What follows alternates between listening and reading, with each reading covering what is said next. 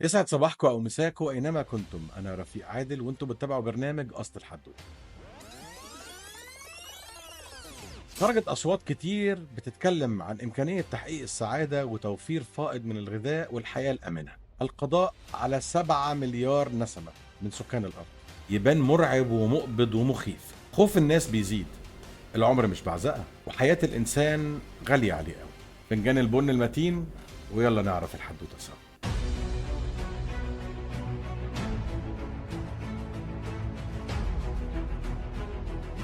بتعد من أغرب وأخطر النظريات الكونية. تتبنى فكرة القضاء على شعوب دول العالم الثالث وحط تحت العالم الثالث مليون خط. حلول السلام العالمي سنة 2000.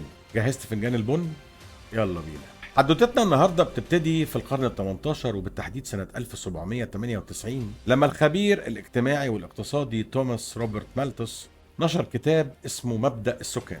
الكتاب ده قال إن زيادة عدد السكان الغير منضبط على الأرض هيؤدي في يوم من الأيام لانتشار الجوع، وده عشان عدد سكان الأرض بيزيد كل ربع قرن تقريبا. في نفس الوقت إن موارد الأرض بتقل بمتوالية حسابية بطيئة، 1 2 3 4 5. الكلام ده طبعا كان معناه إن المستقبل بيحمل كارثة عشان محدودية الموارد على كوكب الأرض، إن هي ما تكفيش غير لمليار شخص فقط. وبما ان الجوع كافر وبتقوم بسببه حروب ما بين الدول، والحروب بتجيب صراعات والصراعات بتجيب فقر اقتصادي، ومن 2000 يعني من 24 سنة نطينا ل 8 مليار و100 مليون. المجاعة دي راح ضحيتها 3 مليون نسمة، ومفيش شعب من شعوب العالم هيعيش في سلام أو راحة بال، وكل ده بسبب الزيادة السكانية.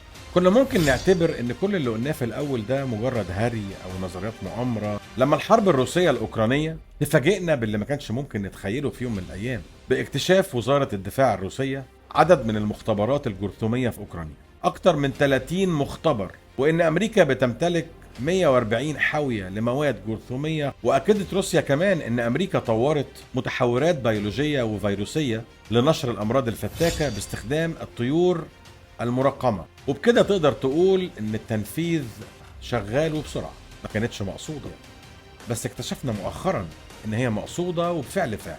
لكن طبعا في تعمد، والتانية حصد عدد كبير من الارواح معظمها مش قادرة تدفع من دول العالم الثالث.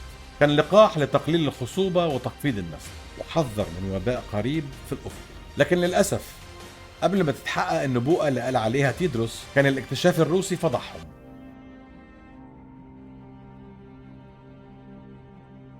نيجي بقى لآلية تنفيذ مشروع المليار الذهبي، لسه طالعة جديد من فترة قريبة، هنتكلم فيها باستفاضة.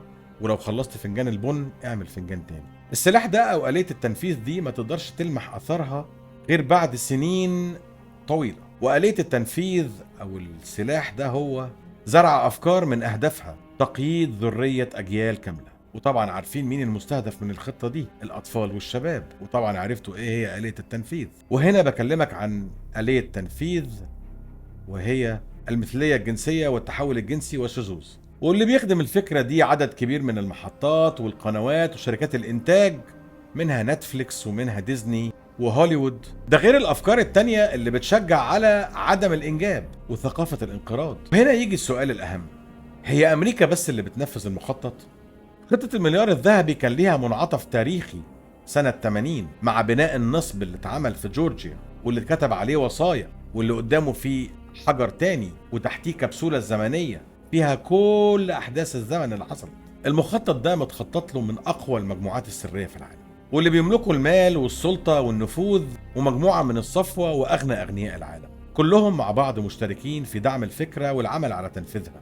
الفكرة مش جديدة، اوعى تنسى ألواح جورجيا اللي قلت لك عليها سنة 1980، واللي تم تفجيرها في 6 يوليو 2022 من قبل مجهولين. في النهاية لو المخطط ده اتنفذ زي ما خططوا له بالظبط، وعلى فكرة نظرية مالثوس اتسمت بالتشاؤمية وعاشت ما بين مؤيد ومعارض طول القرنين اللي فاتوا، لكن في الفترة الأخيرة ابتدت ترجع تاني والناس ابتدت تتكلم وقالت ان مالثوس كان رأيه او نظريته صحيحة.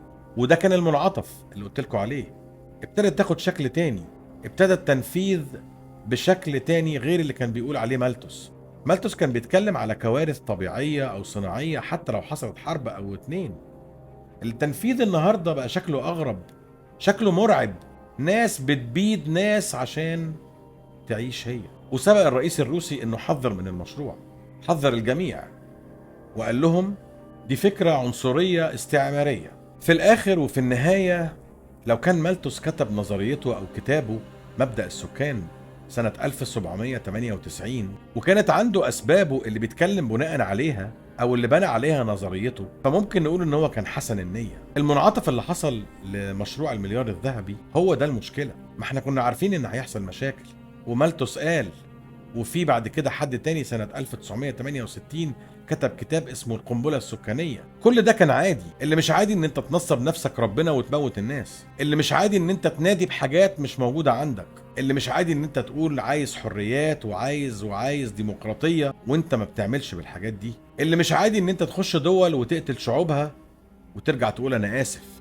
اللي مش عادي انك تغير الطبيعة اللي حطها ربنا فينا في الزواج والتكاثر عشان تحقق هدفك. اللي مش عادي ان انت تبعت فيروسات لبلاد تانية وشعوبها وتموتهم. اللي مش عادي ان انت تقوم حروب ما بين الدول وتبيع لهم السلاح وتتاجر وتكسب بيه على حساب الناس. اللي مش عادي واللي مش آدمي انك تتحكم في الطبيعة اللي خلقها ربنا. اللي مش عادي ان انت تصطفي بعض الناس يعيشوا وبعض الناس يموتوا، مش انت اللي تقرر. بس العادي ان الدول ممكن تعمل شوية حاجات تقلل بيها المساوئ اللي ممكن تحصل مع الزيادة السكانية. ممكن تمنع هجرة الفلاحين من الريف للمدن، ممكن تزود مساحة الرقعة الزراعية، ممكن مع التكنولوجيا الحديثة يبقى في طرق توفر الغذاء للناس. في النهاية وقبل ما نختم حلقتنا معاكم، الله فوق الجميع. لنا ولا انت ولا غيرك يقدر يتحكم في البشر او يتحكم في الكون.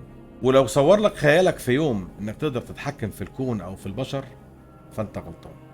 لو عجبك الفيديو ما تنساش تعمل شير لايك وسبسكرايب عشان يوصل لأكبر عدد من المتابعين، لأن تفاعلكم معانا ومشاهدتكم للفيديو بنكبر مش بحد تاني. كنت معاكم رفيق عادل في أصل الحدوتة وحدوتة مشروع المليار الذهبي، واستنونا في حواديت جاية كتير. أشوفكم على خير.